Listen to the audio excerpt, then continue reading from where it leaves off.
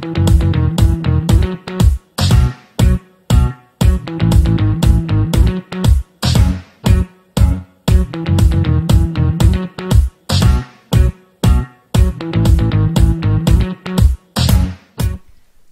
à tous. Bonjour à toutes.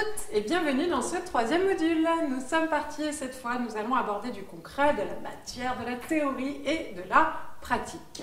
Quel est le sujet du jour alors? Bien, le sujet du jour, on vous en parle depuis le début, c'est la psychologie positive. Oui, on ne pouvait pas commencer sans vous parler de ça évidemment puisque c'est le cœur de tous les ateliers du bonheur. Donc c'est quoi la psychologie positive? Alors là évidemment on ne va pas rentrer dans le détail. Donc définition simple, ce serait quoi la psychologie positive? Alors déjà, une chose qu'il faut vraiment retenir et que vous pouvez diffuser au maximum, c'est que c'est une science.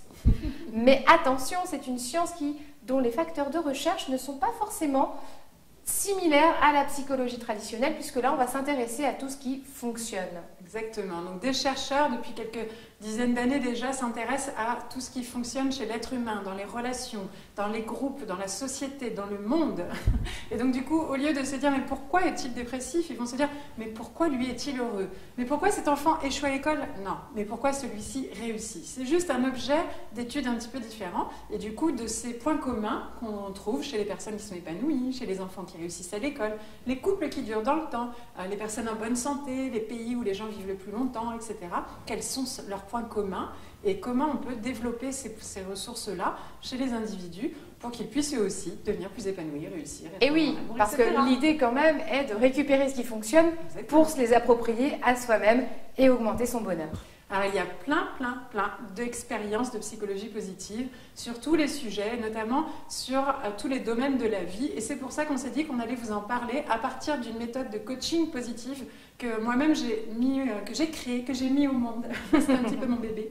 Mais du coup, qui m'a servi vraiment dans mes rendez-vous individuels parce que nous sommes tous amenés à avoir une vie professionnelle, une vie amoureuse, une vie sociale, etc. On a des domaines de vie comme ça récurrents. Et donc, travailler sur le bonheur, c'est travailler sur notre bonheur au sein de chacun de ces piliers de vie. Et il y a des recherches scientifiques de psychologie positive quasiment maintenant sur tous les domaines de nos vies.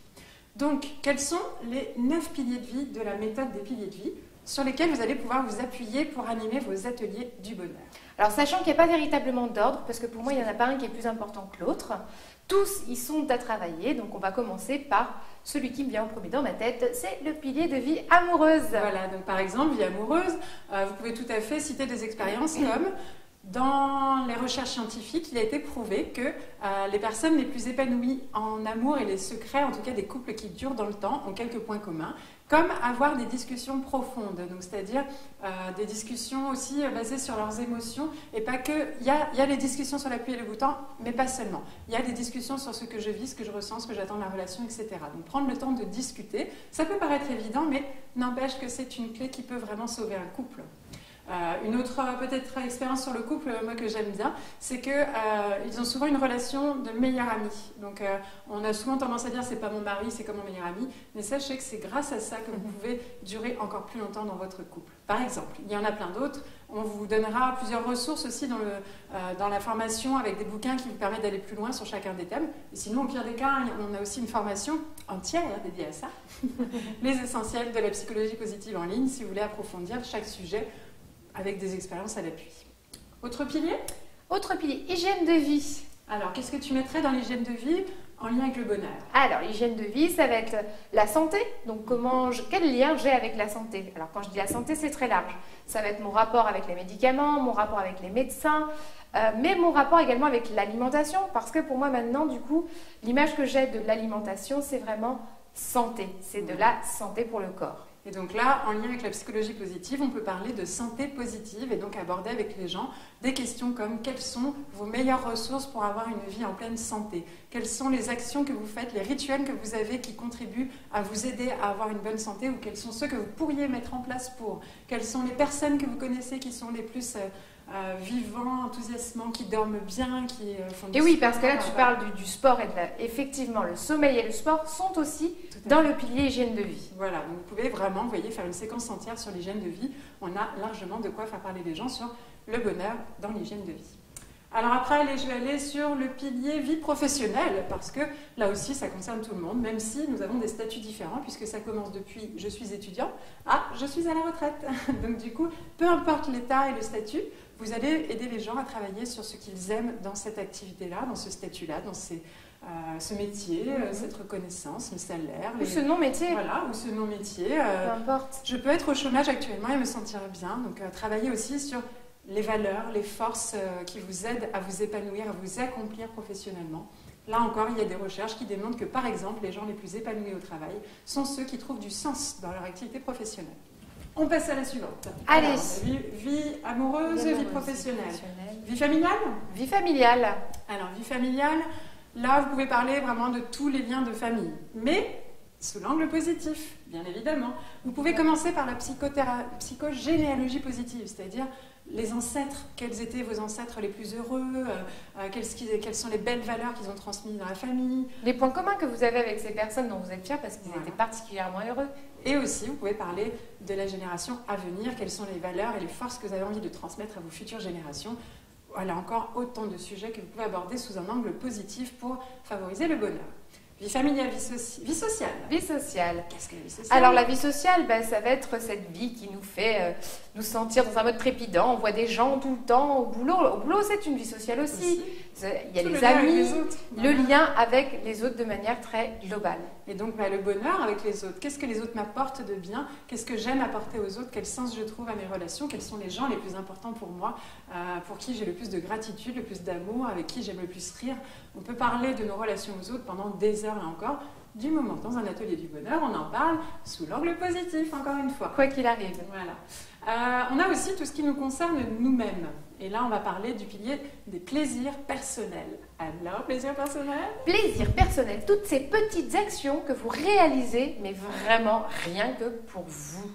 Moi, dans mon cas, par exemple, ça va être écouter de la musique, regarder des séries, et des fois même vraiment ma série à moi, toute seule. C'est mon moment. Moi, ça va même jusqu'à jouer à mon petit jeu préféré sur mon iPhone. Après, c'est les massages, c'est voilà, tous les plaisirs qu'on prend pour soi, pour vraiment aucun autre but que le plaisir. Et rappelez-vous que pour moi, en tout cas, et d'après les recherches, l'un des points communs des gens les plus heureux, c'est qu'ils savent se faire plaisir et s'offrir du bien-être aussi à eux. Donc du coup, le plaisir personnel, vous pouvez là encore faire des séquences entières sur le sujet. On a une autre qui pourrait paraître un peu plus compliquée à aborder sous l'angle du bonheur, et pourtant, c'est la gestion du quotidien. Et oui. Déjà, c'est quoi ? La gestion du quotidien en général, au départ, on le voit comme quelque chose de pas forcément hyper positif parce que ça va être le rangement de la maison, le tri des papiers, les comptes bancaires, le repassage, voilà, toutes ces petites activités que on n'est pas hyper fan de les faire. Quand je dis on, c'est pas une majorité non plus, il y en a qui aiment, hein, attention.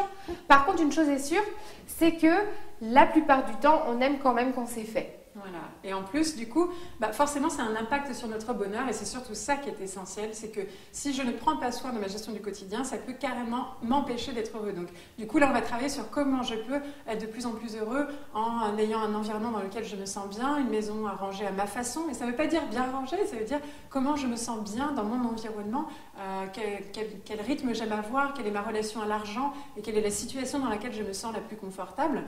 On va travailler sur vraiment tout ce qui nous rend heureux dans notre quotidien, dans notre agenda. Voilà, l'agenda de votre journée idéale, ce serait quoi? Et vous allez voir que rien que de s'y positionner dessus, ça va les amener à le faire de plus en plus. On a ensuite quelque chose d'un peu plus altruiste, puisqu'il y a le pilier Action pour le monde. Et là aussi, ça contribue au bonheur, puisque c'est l'un des points communs des gens les plus heureux. Là, on est sûr que vous allez trouver plein d'idées et on va en partager sur le groupe, puisque nous voulons aborder avant le dernier pilier, qui est important, et notamment dans un atelier du bonheur, beaucoup viennent pour ça. Quand même, l'épanouissement personnel. On vous disait que ces ateliers, ce n'étaient pas des ateliers de développement personnel, mais par contre, ça va contribuer à l'épanouissement personnel. On ne travaillera pas sur les difficultés, mais toujours sur comment être encore plus heureux. Et là, ça va être des questions comme celles qu'on va vous inviter à laquelle vous allez répondre et à laquelle on va répondre très rapidement.